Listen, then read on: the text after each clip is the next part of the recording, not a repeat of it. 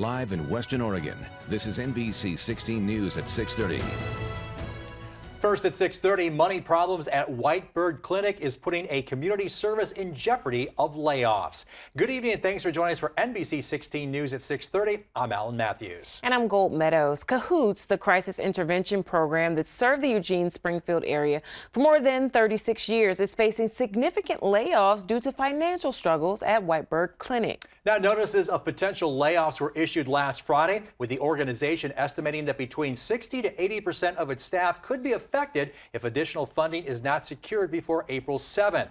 Cahoots employees are currently negotiating their next union contract with Whitebird. The potential cuts follow Whitebird's closure of its front rooms department in December due to a near $3 million operating deficit. Now, future funding for Cahoots is uncertain as the city of Eugene considers cutting their contract with Whitebird to make up for a budget shortfall of $11.5 million. To combat these funding issues, Cahoots is launching a fundraising campaign and continuing talks with Whitebird and city staff.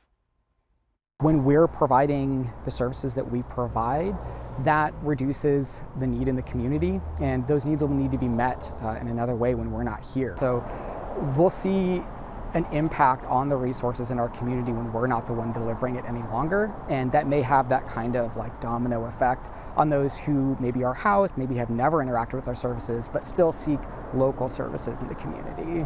Madeira expects fundraising links to be available on social media in the coming days. In addition to donations, Cahoots encourages community members to reach out to their city council representatives to advocate for continued funding for the program.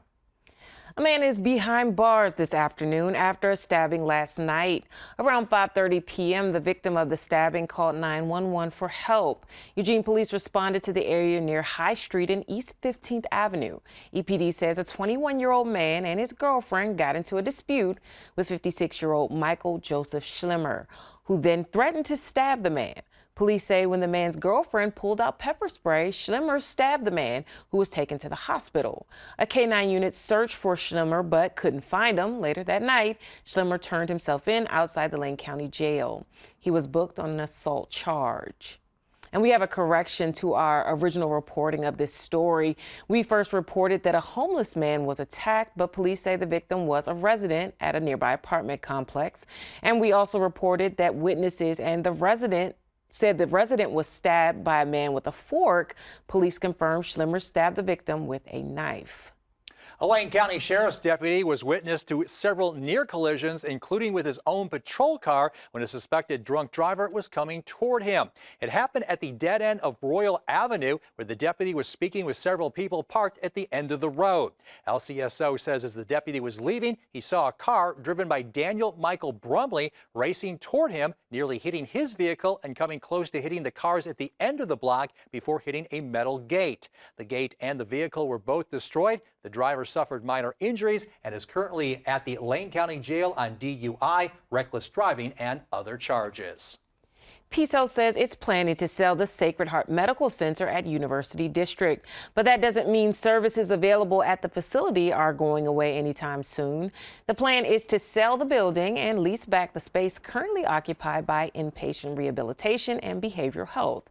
Peace Health is currently working on new permanent facilities for both of those departments at the Riverbend campus, but those won't be ready for patients within the year. Peace Health says it is keeping the University of Oregon and Bushnell University in contact with brokers and possible developers. Moving now to weather with a live look over Eugene tonight. A little bit of clouds in the sky. Alan Matthews has a first look at your rainy forecast. Yeah, talking with everybody in the newsroom, it sounds like everybody took advantage of this weekend, got outdoors, enjoyed the weather, which is good because we are, as you said, looking at a relatively rainy week for the rest of the week, and unfortunately, it's going to linger into your upcoming weekend. 50 degrees right now in Eugene under a cloudy sky, north wind at 12, and our humidity at 77%. Now, as we take a look at the radar satellite, you're seeing that cloud cover through a good portion of the area. The Umpqua Valley didn't quite see the cloud cover during the day, and that actually allowed their temperatures to stay in the 60s. Everybody else got down into the 50s today. But keep in mind that cloud cover is going to increase across the area tonight. Now, we could see an isolated shower this evening, but everybody's going to be looking at patchy fog to get your day off to a start tomorrow. Maybe some scattered showers on Tuesday, but that rain really kicks in as we get into Tuesday night, and look for that chance of rain Wednesday, Thursday, Friday, and into the upcoming weekend. Temperatures will also be below average, and the Cascades are also looking at some snowfall. A lot to break down, and we'll do that with your full forecast in just a bit. Gold?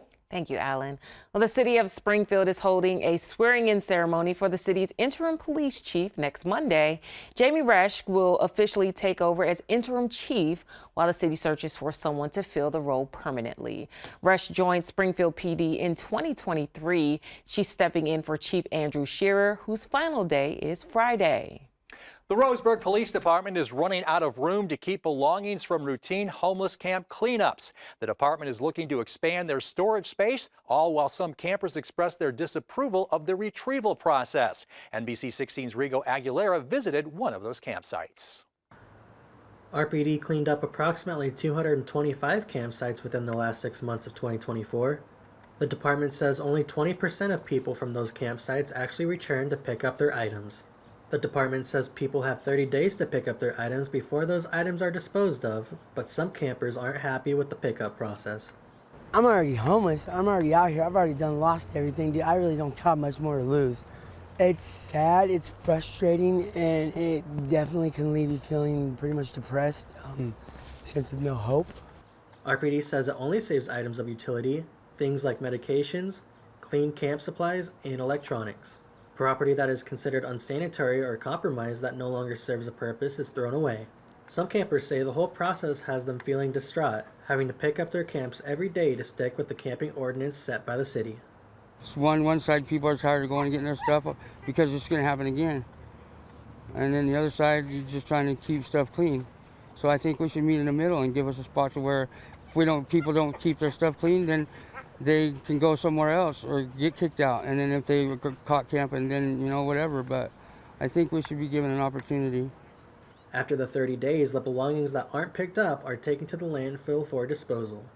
RPD already has 2 shipping containers filled with belongings from the cleanups. The department is looking to purchase 1 additional container to keep up with the demand. Reporting in Roseburg, I'm Rigo Aguilera. Now, we did reach out to Roseburg Police for more information on the estimated cost of buying a new storage unit and how that unit would be paid for, but they did not respond to us as of news time.